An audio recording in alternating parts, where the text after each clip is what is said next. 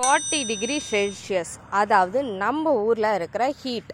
இந்த வெயிலில் ஆப்பிள் செடி எந்த வெரைட்டி நல்லா வளரும்னு எல்லாருக்குமே ஒரு கேள்வி இருக்குது. ஷிம்லா ஆப்பிள் இருக்குது, இன்னும் எக்கச்சக்கமான ஆப்பிள் வெரைட்டிஸ் எல்லாமே நமக்கு தெரியும். அதில் எந்த வெரைட்டி வச்சா நம்ம பர்ஃபெக்டாக மெயின்டைன் பண்ணி வளர்க்க முடியுன்றதை நான் இந்த வீடியோவில் உங்களுக்கு சொல்ல போகிறேன். மறக்காமல் ரோஸ் நர்சரியை ஃபாலோ பண்ணிக்கோங்க. நிறைய புது வீடியோஸ் அப்டேட் ஆகிட்டே இருக்க போகுது. ஹெச்ஆர்எம் ஆப்பிள், இது ஹெச்ஆர்எம் 99 அப்படின்னு சொல்லக்கூடிய ஒரு வெரைட்டி. இந்த லீஃபும் ஆப்பிள் லீஃப் எல்லாமே சேம் ஒரே மாதிரி தான் இருக்கும். லீஃபில் வச்சு உங்களால் ஐடென்டிஃபிகேஷன் பண்ண முடியாது. நீங்கள் வாங்கும் போது வெரைட்டியை கரெக்டாக கேட்டு தெரிஞ்சு வாங்கிக்கோங்க. எனக்கு ஹெச்ஆர்எம் 99 ஆப்பிள் தான் வேணும் அப்படின்னீங்கன்னா கரெக்டான உங்களுக்கு வெரைட்டி கொடுப்பாங்க. அதுவும் ஒட்டு செடி கிராஃப்டட் பிளான்ட்டை வாங்கிக்கோங்க. கிராஃப்டட் போர்ஷன் எப்படி கண்டுபிடிக்கிறதுன்னு தெரிலனா நான் இந்த வீடியோவில் காமிக்கிறேன், பார்த்து நோட் பண்ணிக்கோங்க. இந்த மாதிரி ஒரு பிளாஸ்டிக் ரேப் இருக்கும், அப்படி இல்லைனா இந்த மாதிரி உங்களுக்கு இருக்கும். ஓகேங்களா? இதுதான்.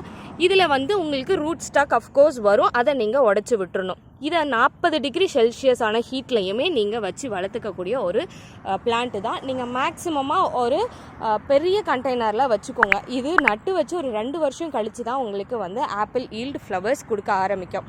அதனால் கொஞ்சம் பெரிய கண்டெய்னராக வச்சுட்டிங்கன்னா உங்களுக்கு மாற்ற வேண்டிய சான்ஸே வரவே வராது, ஆப்ஷன் இருக்காது. தென் இது டெய்லியும் வாட்டரிங் மறக்காமல் பண்ணிவிடுங்க. ப்ரூனிங் மேலே டிப்பில் ப்ரூனிங் பண்ணிங்கன்னா உங்களுக்கு கொஞ்சம் பிரான்ச்சஸ் வரும், இல்லாட்டி இந்த மாதிரி நேராக உயரமாக ஹைட்டாக போய்கிட்டே இருக்கும். ஓகேங்களா? வேறு ஏதாவது டவுட் இதை பற்றி இருந்துச்சுன்னா கமெண்ட்ஸில் சொல்லுங்கள். நான் உங்களுக்காக பார்த்துட்டு கமெண்ட்ஸ்லேயே முடிஞ்ச ரிப்ளை கொடுக்குறேன், இல்லாட்டி ஒரு ஷார்ட்ஸ் வீடியோவாக எடுத்து அப்டேட் பண்ணுறேன்.